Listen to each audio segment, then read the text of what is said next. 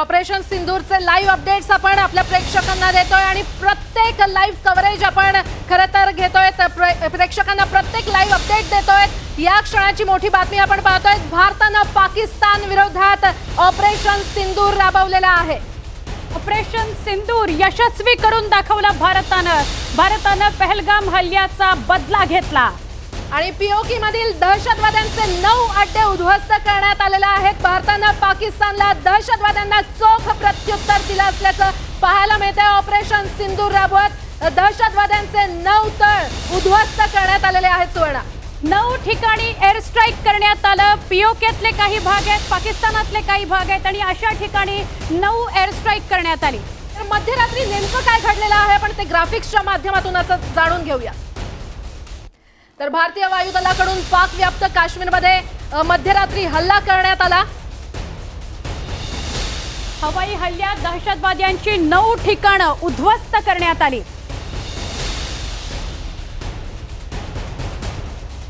तर सीमा न ओलांडताच भारतीय हवाई क्षेत्रातूनच हा हल्ला करण्यात आलेला आहे। भारतानं एअर स्ट्राईक करत 9 तळ दहशतवाद्यांचे उद्ध्वस्त केलेले आहेत। पाकव्याप्त काश्मीरमधील दहशतवाद्यांचे अड्डे जमीनदोस्त करण्यात आले। 9 ठिकाणी पाकव्याप्त काश्मीर आणि पाकिस्तान यातले 9 तळ उद्ध्वस्त करण्यात आले। आपण पाहतोय पाकव्याप्त काश्मीरमधील दहशतवाद्यांचे हे अड्डे जमीनदोस्त करण्यात आलेले आहेत। मध्यरात्री नेमकं काय घडलं आपण ते जाणून घेतोय।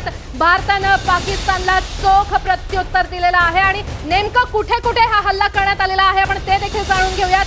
हा भारताचा भाग आहे, हा पाकिस्तान आहे। पीओके म्हणजे पाक व्याप्त काश्मीरमध्ये हा हल्ला करण्यात आलेला आहे। बहावलपूर, मुरीदके, कोटली असेल, भिंबर असेल, सियालकोट असेल आणि चक अमृत तसंच गुलपूर इथे हे हल्ले करण्यात आलेले आहेत। सुवर्णा, अगदी 1 वाजून 28 मिनिटं ते 1 वाजून 51 मिनिटं या कालावधीमध्ये हे 9 ठिकाणी हल्ले करण्यात आले। लक्षात घ्या, ऑपरेशन सिंदूर जबरदस्त बदला, नियोजनपूर्वक आखणी आणि 9 ठिकाणी हे हल्ले करण्यात आले। परत एकदा आपण बघूया की कुठे कुठे हल्ले करण्यात आले। तर एका बाजूला पाकिस्तान, एका बाजूला भारत, पीओकेचा काही भाग आणि पाकिस्तानातला जो भाग आहे तिथे 4 ठिकाणी हल्ले करण्यात आले। परत एकदा बघा, बहावलपूर, मुरीदके, सियालकोट, भिंबर, मुझफ्फराबाद, कोटली, चक अमरो आणि गुलपूर या 9 ठिकाणी हल्ले करण्यात आले। 1 वाजून 28 मिनिटं ते 1 वाजून 51 मिनिटांपर्यंत हे 9 ठिकाणी हल्ले झाले आणि हे 9 ठिकाणी हल्ले झाल्यावर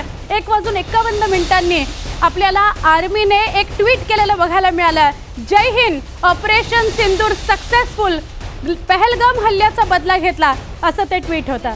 ऑपरेशन सिंदूर यशस्वी करून दाखवलेला आहे भारतीय लष्करानं। आपण पुन्हा एकदा पाहूयात नेमके कुठे कुठे हल्ले करण्यात आलेले आहेत। ज्या ठिकाणी सुवर्णा उभी आहे आणि ज्या ठिकाणी मी उभी आहे हा पाकिस्तानचा भाग आहे। पाक व्याप्त काश्मीर, एक ठिकाणी भारत, हीच ती 9 ठिकाणं आहेत। बहावलपूर, मुरीदके, सियालकोट, भिंबर आणि मुझफ्फराबाद ही काही ठिकाणं आहेत। तर सुवर्णा, तुमच्या इकडची देखील काही ठिकाणं आहेत आणि आता ही 9 ठिकाणं का निवडली गेली ते सुद्धा आपण बघतोय आपल्या स्क्रीनवर।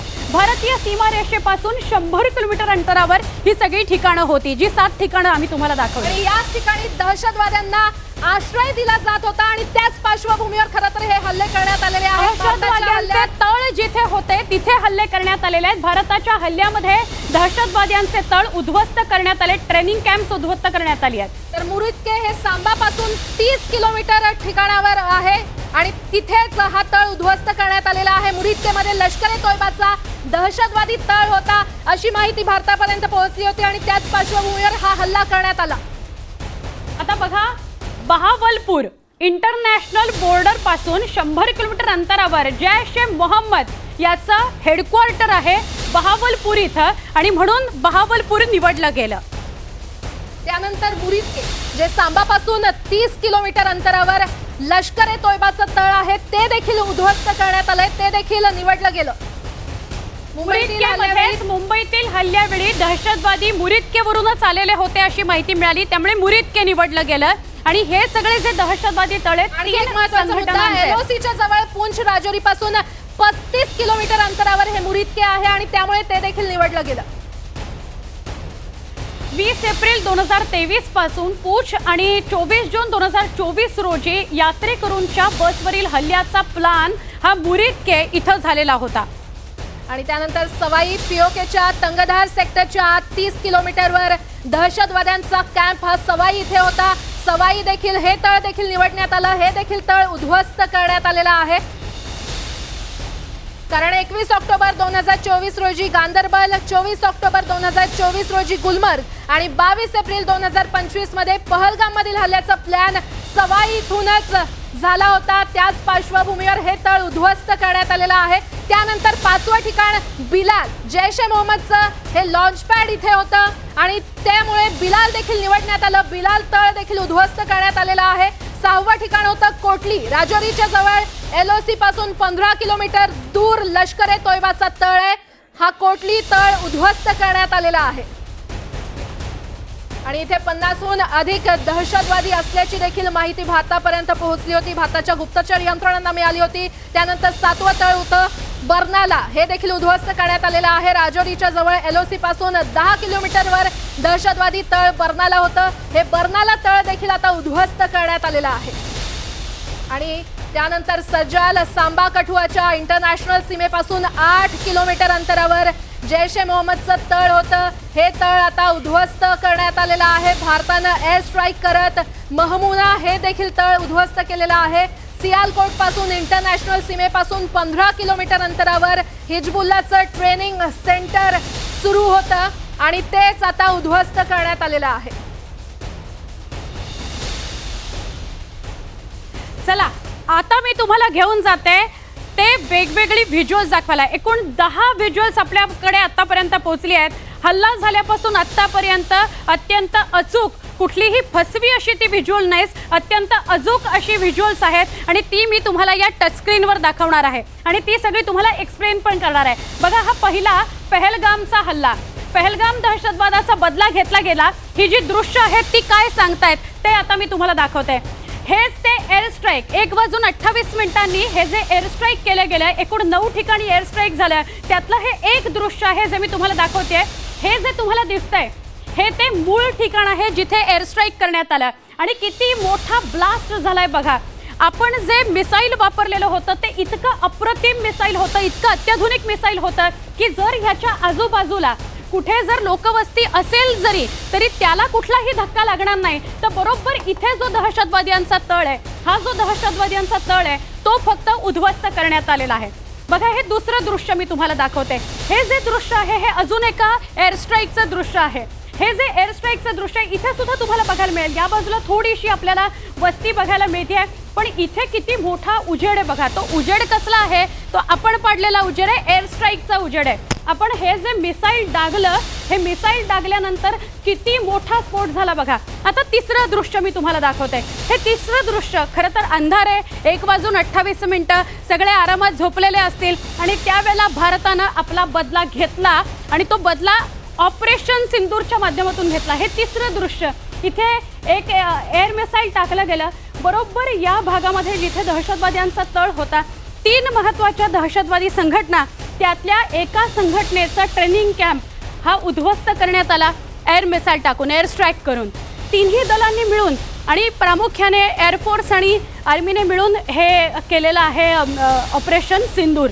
आता चौथं दृश्य आपल्याला लक्षात येईल. या चौथ्या दृश्यामध्ये इथे एक इमारत दिसते आणि या इमारतीवर बरोबर हल्ला करण्यात आला. हे फार महत्त्वाचं आहे ठिकाण. हे पाकिस्तानमधलं ठिकाण आहे आणि या पाकिस्तानमधल्या ठिकाणावर एअर स्ट्राईक करण्यात आलेलं आहे. पाकिस्तानमधली 4 ठिकाणं आहेत आणि POK मधली 5 ठिकाणं. आता पाकिस्तान असं म्हणतंय की POK मध्येच हल्ला झाला, कारण पाकिस्तानात हल्ला झाला, पाकिस्तानातल्या प्रांतात हल्ला झाला असं त्यांना म्हणता येणार नाही. आता बघा, 5वं दृश्य मी तुम्हाला दाखवते. आत्तापर्यंत जी ताजी आणि अचूक दृश्य आली आहेत तीच आम्ही तुम्हाला दाखवतोय. कुठलीही खोटी लपून बनवून केलेली दृश्य ही अजिबात नाहीत. पहलगाम दहशतवादी हल्ल्याचा हा बदला आहे आणि हे 5वं दृश्य फार महत्त्वाचं दृश्य आहे. थोडासा ब्लॅकआउट आपल्याला बघायला मिळतोय पण इथे जर तुम्ही बघाल, इथे एअर स्ट्राईक झालेला आहे आणि इथे एक मोठा स्फोट झाल्याचं आपल्याला बघायला मिळतं आहे. हे सुद्धा त्या 9 पैकी एक ठिकाण आहे जिथे एअर स्ट्राईक करण्यात आलं. ऑपरेशन सिंदूर असं नाव दिलं गेलेलं आहे. लक्षात घ्या, किती विचारपूर्वक, नियोजनपूर्वक आणि तितक्याच भावना जपत हे ऑपरेशन सिंदूर करण्यात आलंय. पहलगाम हल्ल्याचं बदला घेतलाय आणि त्यातलं 5वं दृश्य आज सकाळपासून जी आलेली आहेत. आता तुम्ही बघाल की हे काय दृश्य आहे. हे दृश्य पंतप्रधान नरेंद्र मोदींचं होतं आणि ते हे दर्शवतं की मी या सगळ्यावर लक्ष ठेवू नये. खरं तर या ऑपरेशनचं नेतृत्व अजित डोवाल यांनी केलं. अजित डोवाल यांना जेम्स बॉन्ड म्हटलं जातं आणि ते याकरता म्हटलं जातं की त्यांनी या सगळ्या ऑपरेशनचं नेतृत्व केलं. तर आता मोठी अपडेट आपण पाहतोय. ऑपरेशन सिंदूरचं लाईव्ह मॉनिटरिंग पंतप्रधान कार्यालयातून केलं जात होतं. ऑपरेशन सिंदूरचं लाईव्ह मॉनिटरिंग पंतप्रधान नरेंद्र मोदी स्वतः पाहत होते. राष्ट्रीय सुरक्षा सल्लागार अजित डोवाल देखील यावेळी उपस्थित होते. जसं सुवर्णा म्हटल्यावर अजित डोवाल यांना जेम्स बॉन्ड म्हटलं जातं आणि त्यांच्याच नेतृत्वात हे ऑपरेशन सिंदूर राबवण्यात आलेलं आहे. CDS lieutenant general Anil Chauhan, वायुदल प्रमुख अमरप्रीत सिंग उपस्थित होते. तर ही दृश्य देखील पहा कशा प्रकारे पंतप्रधान नरेंद्र मोदी स्वतः या ऑपरेशनची माहिती घेत होते, मॉनिटर करत होते. ऑपरेशन सिंदूर यशस्वी झाल्यानंतर पंतप्रधान कार्यालयात बैठक देखील पार पडणार आहे, पडलेली आहे. तर पुढील रणनीती ठरवण्यासाठी पंतप्रधान कार्यालयामध्ये ही बैठक घेतलेली आहे. भारतीय वायुसेनेचा हा वज्रप्रहार पाहायला मिळतोय. पंतप्रधान नरेंद्र मोदी यांनी वॉर रूम मध्ये बसून स्वतः या संपूर्ण ऑपरेशनची माहिती घेतली. प्रत्येक गोष्टीवर ते नजर ठेवून होते.